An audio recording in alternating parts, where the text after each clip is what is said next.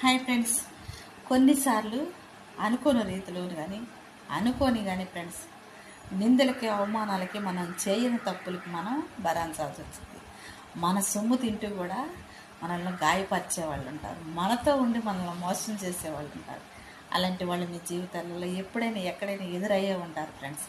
ఎందుకంటే నీతో నటిస్తూ ఉండేవాళ్ళు ఉండొచ్చు, నీతో నవ్వుకుంటూనే నీకు ఎన్నుకోటు పొడిచేవాళ్ళు ఉండొచ్చు.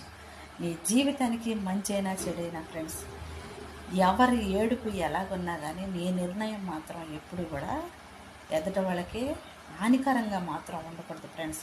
ఇది ఒక్కటి మాత్రం దయచేసి ప్రతి ఒక్కరు కూడా అర్థం చేసుకోనండి.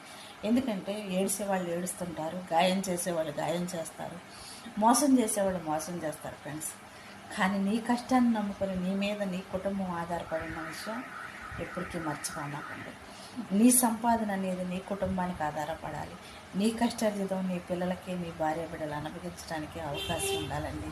చాలామంది ఫ్రెండ్స్ కానీ, స్నేహితులు కానీ, బంధువులు కానీ సంపాదించిన రూపాయి వ్యర్థంగా ఖర్చు పెట్టుకుంటారు. కష్టం వచ్చినప్పుడు, కన్నీళ్ళు వచ్చినప్పుడు, ఆదరించేవారు ఎవరో లేనప్పుడు, భార్య బిడ్డలు అల్లాడిపోతున్నప్పుడు ఫ్రెండ్స్, ఇతరులకు బాధపడి నువ్వుతో సొమ్ము తిన్నవాళ్ళు, నీతో ఉన్నవాళ్ళు నువ్వు సాయం అడిగితే నీ ముఖానికి చూడటానికి కూడా వాళ్ళు బాధపడతారు.